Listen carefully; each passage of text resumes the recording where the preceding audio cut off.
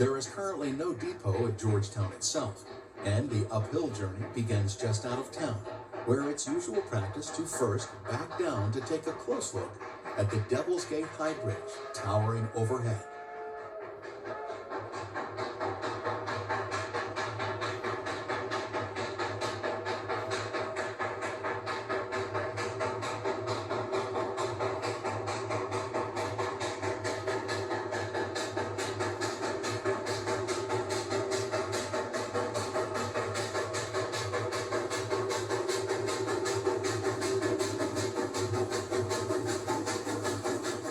Opened in 1884, the line climbs an impressive 640 feet in the short distance between Georgetown and Silver Plume, and passengers have an option of breaking their journey by visiting a restored silver mine.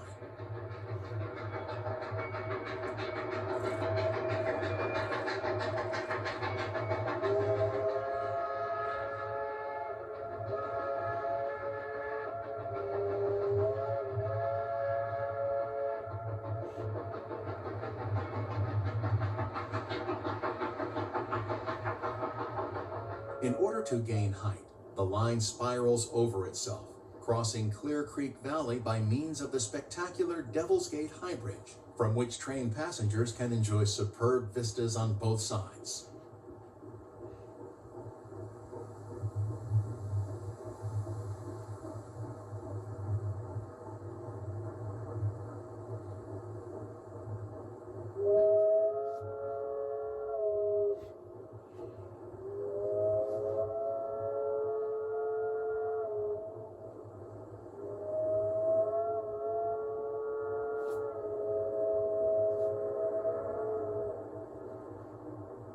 The tourist potential of the loop was evident soon after the line's opening, with up to 8 through trains a day from Denver operating in the early 1900s. But it all came to an end in 1938 with complete closure, with no more mining revenues and most tourists traveling by private automobile. In 1950, the Colorado Historical Society started to seriously consider reopening the loop as a tourist attraction. Dreams came to reality with reconstruction of track and bridge coming in stages from 1969 to 1973.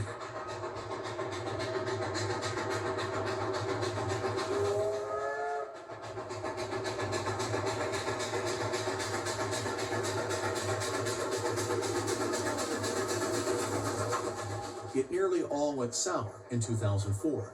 When the Historical Society were unable to reach agreement on lease renewal with the operating company, who left with all their locomotives to pastures new.